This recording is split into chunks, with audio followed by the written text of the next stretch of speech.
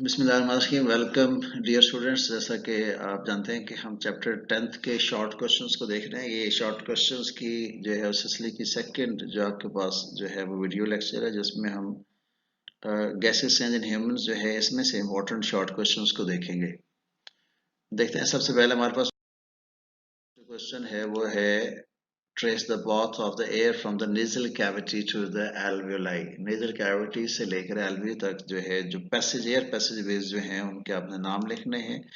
सबसे पहले आपके पास जो है अब इस पाथवे में क्या है, नेजल कैविटी है। नेजल कैविटी से जो है वो एयर एंटर होती है नॉस्ट्रल्स में, नॉस्ट्रल से जाती है फेरेंक्स में, और फेरेंक्स जो है उसके बाद आती है लेरिंक्स में, लेरिंक्स से जो है वो ट्रेकिया में आती है, ट्रेकिया के बाद आपके पास ब्रोंकाई है, ब्रोंकाई के बाद आपके पास जो है ब्रोंक्यूल्स है, ब्रोंक्यूल्स के बाद आपके पास क्या है एल्वेलर डक्ट्स है, और एल्वेलर डक्ट्स के आपके बाद आपके पास क्या आता है एल्वेलाई है। ये तरतीब से भी आप लिख सकते हैं, दरम्यान में एरो लगा के दो लाइंस में लिख लें, ऐसे जैसे मर्जी आपके पास।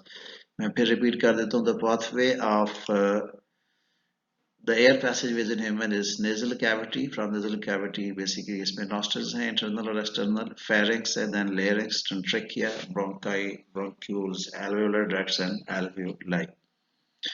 सेकंड क्वेश्चन आपके पास है बेटा, इसमें जो है वो what is nasal cavity. Nasal cavity क्या होती है, इसका फंक्शन लिखना आपने। The nose encloses the nasal cavity and it opens to the outside through the openings called the nostrils. अब जो बाहर वाला हिस्सा जो होता है, ये बेसिकली जो नोज की जो ओपनिंग होती है ये कहलाती हैं एक्सटर्नल नॉस्ट्रल्स, और अंदर की तरफ जो आके ये जो जब ओपन होती हैं तो उनको क्या कहते हैं, इंटरनल नॉस्ट्रल्स कहते हैं। देखें, और nasal cavity is divided into two portion by a wall. अब ये जो नोज जो है इसकी जो कैविटी है इसके दरमियान में वॉल होती है, और ये दो हिस्सों में उसको डिवाइड कर देती है। Each portion is lined by fine hairs and mucus, और इसके अंदर क्या होते हैं, हेयर्स और म्यूकस है, बेसिकली ग्लैंड्स हैं जो म्यूकस सिक्रीट करते हैं।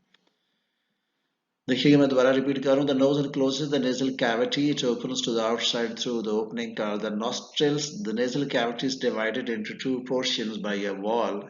Each portion is lined by fine hairs and mucus. Next question आपके पास है, what is the role of the fine hairs and mucus present in the nasal cavity. इनका क्या फंक्शन होता है हेयर्स का और जो है जो म्यूकस होती है उसकी। तो मैं देखिए इसमें the nasal cavity is lined by fine hairs and mucus filter the dust particles from the air. जो डस्ट पार्टिकल्स हवा के साथ आते हैं वो म्यूकस से चिपक जाते हैं, और mucus also moistens and warms the incoming air and keep its temperature nearly equal to that of the body. अब इसमें ये देखें कि अगर तो हवा ठंडी होगी उसको वार्म करेगी, और अगर बहुत ज़्यादा वार्म एयर है तो उसका टेम्परेचर भी क्या करती है, जो कम करके उसको नॉर्मल बॉडी टेम्परेचर की इक्वल करती है। नेक्स्ट पास क्वेश्चन जो है बेटा वो है व्हाट इज फेरिंक्स। छोटा सा क्वेश्चन है। The nasal cavity opens into pharynx. Nasal cavity basically क्या होती है, ये फेरिंक्स में ओपन होती है। ये यहाँ पे आपके पास ये फेरिंक्स है, और फेरिंक्स क्या है, this muscular passage and is common to both food and air. यहाँ जरा देख लें, देखते हैं वैसे कि ये जो हमारे पास लाइन आ रही है ये बेसिकली है जो है वो फूड पाइप है ये वाला, और ये जो इसके आगे ये वाली लाइन जो है ये हमारे पास जो है ये क्या है, पैसेज जो है ये बेसिकली क्या है आपके पास जो है विंड पाइप है जिसको ट्रेकिया कहते हैं। ये इसमें स्ट्रक्चर जो है ये लेरिंक्स है, और ये यहाँ पे इसकी ओपनिंग है जो बेसिकली फेरिंक्स जो है जो कंबाइन ओपनिंग है इसकी विंड पाइप की और फूड पाइप की। देखिए, the nasal cavity opens into the pharynx and pharynx is a muscular passage and is common to both food and air.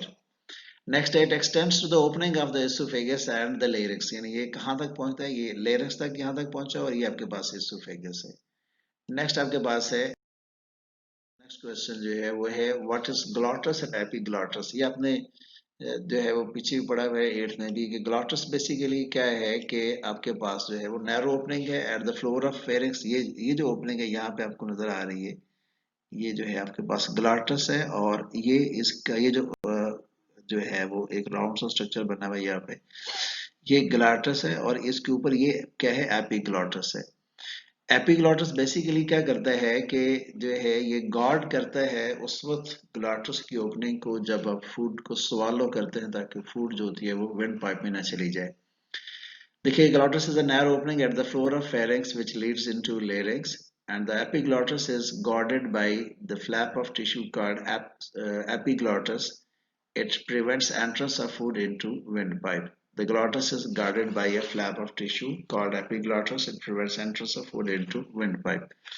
ये जो है यहाँ पे हॉरिजॉन्टली जो है इसमें जहाँ जाता है और आप फूड जो होती है आपके जो है वो क्या में चली जाती है, ये एसोफेगस जो है उसके जरिए स्टमक में चली जाती है। नेक्स्ट फर्स्ट क्वेश्चन बेटा जो है वो है व्हाट इज लेरिक्स है। Larynx is a box which is made up of cartilage present between pharynx and trachea and it is called as the voice box. उसको हम क्या कहते हैं, वॉइस बॉक्स भी कहते हैं। ये हमारे पास जो स्ट्रक्चर बना हुआ है, ये जो येलो से दिखाया हुआ है, ये इसमें बेसिकली क्या है, वोकल कॉर्ड्स हैं। ये ऊपर इसकी ओपनिंग है जो बेसिकली जहाँ जो है इसमें ट्रेकिया में आती है, उसको ऊपर से कवर किया गया है ग्लॉटस को। ये नीचे उसकी ग्लॉटस की लोकेशन दिखाई, ग्लॉटस कहाँ पे होता है, और ये बेसिकली कार्टिलेज की बनी होती है जो आपके पास है, जो लेरिक्स है, और इसको वॉइस बॉक्स भी कहते हैं। Larynx is a box made of cartilage present between pharynx and trachea, it also called the voice box. What are vocal cords, vocal cords क्या होते हैं ये भी स्ट्रक्चर में दिखाए गए हैं। Vocal cords are basically two fibrous bands, pairs of fibrous bands, and they stretched across the larynx. The vocal cords vibrate when air passes through them, and this vibration produces sound. Basically, ये fibrous bands हैं, जब इसमें से air pass करती है तो वो क्या करती है, इनको vibrate करती है और उससे क्या होती है, sound produce होती है। इसलिए जो है वो लेरिक्स जो है उसको वॉइस बॉक्स भी कहा जाता है। और इसका क्वेश्चन ये भी आता है कि what is why larynx is called as voice box, हमारा वो नेक्स्ट क्वेश्चन होगा शायद। देखिए how is sound produced in larynx, larynx में साउंड कैसे प्रोड्यूस होती है, या फिर इसका क्वेश्चन ये होता है कि why larynx is called as voice box. अब दोनों सूरतों में इसको आंसर लिख सकते हैं। ये आंसर आपके पास है, the larynx is a box made of cartilage and present between the pharynx and trachea. ये पहले हम पढ़ चुके हैं। Two pairs of fibrous bands called vocal cords are stretched across the larynx, ये भी हम देख चुके हैं। अब थर्ड पॉइंट आपके पास है, the vocal cords vibrate when the air passes through them and this vibration produces sound। ये बेसिकली क्या होती है, साउंड कैसे प्रोड्यूस होती है। नेक्स्ट आपके पास क्वेश्चन है डिस्क्राइब ट्रेकिया। ट्रेकिया के बारे में आप क्या जानते हैं। आप देखिए कि ये लेरिंक्स के बाद आपके पास ये जो है ट्रेकिया दिखाया गया है। ट्रेकिया बेसिकली जो है ये एक ट्यूबुलर स्ट्रक्चर है जिसमें सी शेप कार्टिलेज होती हैं और ये कोलैप्स नहीं होता इवन जब इसमें से गैस पास नहीं कर रही होती है। तो देखते हैं larynx continues to the trachea which is also called as windpipe. इसको विंड पाइप भी कहते हैं। It is about 12 centimetre long. ये एमसीक्यूज में क्वेश्चन पूछा जाता है। In the wall of the trachea there are C-shaped cartilaginous rings। जो मैंने आपको पहले बताया कि इसमें क्या होती हैं, C-shaped cartilaginous rings होती हैं, और the cartilage keep the trachea from collapsing even when there is no air in it। जैसा कि मैंने बताया कि ये जो है कभी भी बंद नहीं होता, क्लोज नहीं होता इवन जबकि इसमें गैस ना भी हो तो। और इसकी जो लाइनिंग होती है उसमें भी म्यूकस होती है ताकि जो है मॉइस्चर रहे, और मॉइस्चर जो है वो क्या होता है, गैसेस के एब्जॉर्प्शन में हेल्पफुल होता है।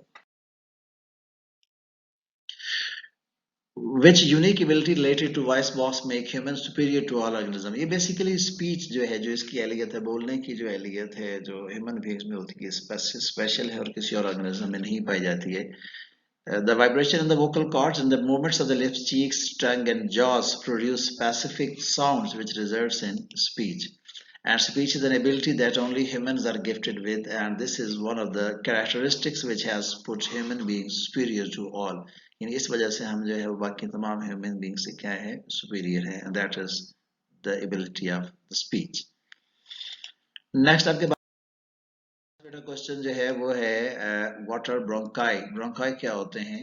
On entering the chest cavity, the trachea divides into two smaller tubes called bronchi। अब बेसिकली ये जो आपके पास जो ट्रेकिया ये दो हिस्सों में डिवाइड हो गया, एक हिस्सा इसका ये है और दूसरा हिस्सा ये है, दोनों क्या कहलाते हैं, ब्रोंकाई कहलाते हैं। और सिमिलर इसका क्या होता है, ब्रोंकस होता है। The bronchi also have cartilaginous plates in their walls. अब वहां पे यहाँ पे जो ट्रेकिया में सी शेप रिंग्स थी वो किस में चेंज हो गई हैं, प्लेट्स में, और ये प्लेट्स आहिस्ता आहिस्ता जो क्या होती जाएंगी, आगे कम होती जाएंगी। Bronchi are also lined with cilia and glandular cells। Bronchi are also ciliated and they have glandular cells। Bronchi are also lined with the cilia होना चाहिए था यहाँ पे, but cilia and glandular, they have glandular cells। Next आपके पास question है, देखिएगा what is function of cilia and glandular cells of trachea and bronchi। इनका function क्या होता है, ये इंपॉर्टेंट क्वेश्चन है। The glandular cells secrete mucus which moisten the air and also traps any fine particles of dust or bacteria that have escaped from the nasal cavity. यहाँ ये बात याद रखिएगा कि बेसिकली जो हमारा ऑर्गन ऑफ रेस्पिरेशन है या ब्रीदिंग जो है वो बेसिकली क्या है, नेजल कैविटी है। लेकिन बाज का क्या होता है कि हम जो है किस केसेस में जब फ्लू वाला हुआ होता है और लोगों की नजर कैविटीज क्लोज होती है तो क्या करते हैं, मुंह से सांस ले रहे होते हैं, और इन दैट केस क्या होता है, ज्यादातर जो है वो डस्ट पार्टिकल जो होती है वो आपके जो है वो ट्रेकिया तक पहुंच जाती है। तो जो ट्रेकिया में जो सेल्स होते हैं ट्रेकिया के, वो स्पेशलाइज सेल्स होते हैं जिनको सिलिएटेड कॉलमनर एपिथेलियल सेल्स कहते हैं। ये ग्लैंडुलर भी होते हैं और सेक्रेशंस भी प्रोड्यूस करते हैं, और वो ciliated columnar epithelial cells basically क्या करते हैं, वो जो सिक्रेशन जो आपके साथ डस्ट पार्टिकल्स आते हैं उसको जो है वो वापस जो है वो पुश कर देते हैं upward direction. The cilia beat with an upward motion so that the foreign particles along the mucus are sent to the oral cavity from where it may be either swallowed or coughed out। यानी वापस oral cavity में भेजेंगे और आप उसको फिर आगे जो है उसको डील कर लेते हैं कि कैसे आपने उसको रिमूव करना है, either they are swallowed or they are coughed out। तो ये बड़ा इंपॉर्टेंट रोल है जो सिलिया का, और जो जो म्यूकस है जो ट्रेकिया में मौजूद होती है। नेक्स्ट क्वेश्चन आपके पास है, व्हाट आर ब्रोंक्यूल्स। ब्रोंक्यूल्स क्या होते हैं? Bronchi continue dividing in the lungs until they make several fine tubes called as bronchioles. Basically bronchi divide होकर ब्रोंक्यूल्स बनाते हैं। अब ये आपके पास जो स्ट्रक्चर है, ये जो है ये आपके पास क्या है, ब्रोंक्यूल है, सिर्फ यहाँ तक। ये जो आगे आपके पास ये स्ट्रक्चर है जिसके साथ ये आपके पास ये जो बैलून लाइक या ग्रेप लाइक स्ट्रक्चर मौजूद है, तो ये कहलाता है बेसिकली एल्वेओलर डक्ट। क्या कहलाता है? ये आपके पास ब्रोंक्यूल है और ये एल्वेओलर डक्ट है। ये एल्वेओलर डक्ट का क्रॉस सेक्शन दिखाया कि यहाँ से निकल रही थी। The bronchioles progressively lose the cartilage as they become narrower। अब मैंने आपको पहले बताया था कि क्या होगा कि ऐसा सब जो कार्टिलेज की प्लेट्स है ये क्या होती जाएंगी, खत्म होती जाएंगी। Water alveolar ducts. अब साथ ही क्वेश्चन ये आपको मिलता है कि एल्वेलर डक्ट है, और एल्वेलर डक्ट जो है इसके एंड पे क्या होता है, ग्रेप लाइक स्ट्रक्चर है। एल्वेलाई जो स्ट्रक्चरल और फंक्शनल यूनिट होते हैं जो ह्यूमन बींग्स में जो है वो लंग्स की। देखें, the bronchioles end as the fine tubules called the alveolar duct. यानी ये एल्वेओलर डक्ट आपके पास है, और देखें each alveolar duct opens into a cluster of pouches called alveoli. अब ये इसके बाहर क्या है, एल्वेओलाई है। ये भी एल्वेओलाई है, ये भी एल्वेओलाई है, और ये बेसिकली क्या होते हैं, एल्वेओलर डक्ट्स जो होती हैं वो ओपन होती हैं किसमें, एल्वेओलाई। नेक्स्ट क्वेश्चन आपके पास है बेटा, अब व्हाट इज एन एल्वेओलस। एल्वेओलस क्या होता है, गिव फंक्शन। एल्वेओलस बेसिकली एक सैक लाइक स्ट्रक्चर है जिसके बाहर सिंगल एपिथेलियल जो सिंगल एपिथेलियल लेयर्स पर मौजूद होती है और उसके बाहर ब्लड कैपिलरीज होती हैं। ये आपके पास एक डायग्रामेटिकली दिखाया गया है। ये बेसिकली जो आपके पास है एयर सैक जो है ये एल्वेओलस है, और इसके बाहर ये आपके पास क्या ब्लड कैपिलरी है। यहाँ से गैसेस एक्सचेंज होगी। देखिए यहाँ पे लिखा हुआ oxygen is going into the blood capillary and carbon dioxide is going out of blood capillary into alveoli। यानी बेसिकली alveoli जो है वो क्या होते हैं, वो स्ट्रक्चर है जहाँ पे गैसेस एक्सचेंज होती है। It is bound on outside by a network of capillaries. इसके बाहर कैपिलरीज होती हैं जैसे कि मैंने आपको बताया। The alveoli form the respiratory surface in the human body. जो लंग्स हैं उनमें जो रेस्पिरेटरी सरफेस होती है जहाँ एक्चुअली गैस एक्सचेंज होती है वो alveoli से बने होते हैं। They are structural as well as functional unit of the lungs। gases exchange between lungs and blood capillaries takes place through the alveoli। ये आपके पास क्वेश्चन था alveoli का, इंपॉर्टेंट क्वेश्चन है। नेक्स्ट क्वेश्चन पर what is pulmonary artery and pulmonary vein, give function. ये question आपके पास है, पिछले नाइट में हमने पढ़ा था पल्मोनरी आर्टरी और पल्मोनरी जो है वो वेन्स के बारे में।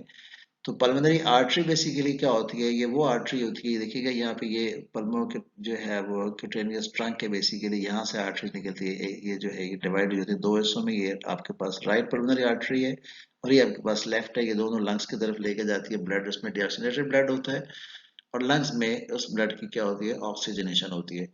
The pulmonary artery from the heart containing deoxygenated blood enters the lungs and branches into arterioles and then into capillaries which surrounds the alveoli। जो बेसिकली अभी आपको मैंने बताया था कि alveoli में क्या होती है, गैसेस एक्सचेंज होती है। अब पल्मोनरी वेन क्या है, ये आपके पास पल्मोनरी वेन दिखाई गई है जो बेसिकली लंग्स से डीऑक्सीजनेटेड ब्लड जो है वो जो है जो लेफ्ट जो एट्रियम है उसमें लेके आती हैं।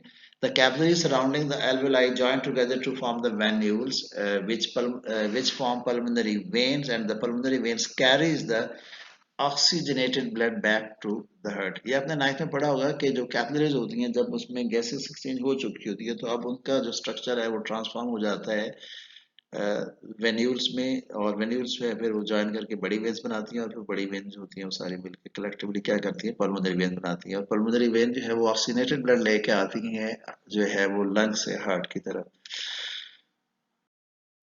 नेक्स्ट क्वेश्चन बेटा आपके पास जो है वो है व्हाट आर लंग्स। लंग्स क्या है? लंग्स का एक छोटा सा शॉर्ट क्वेश्चन कभी अगर आ जाता है उसमें तो क्या है कि जो एक तरफ के जितने भी एल्वुलाई होते हैं सारे क्या करते हैं वो लंग्स को बनाते हैं। So lungs are the structure made of alveoli, they are spongy and elastic organs and they are covered by a membrane called as pleural membrane. इसके बाहर मेम्ब्रेन होती है डबल मेम्ब्रेन।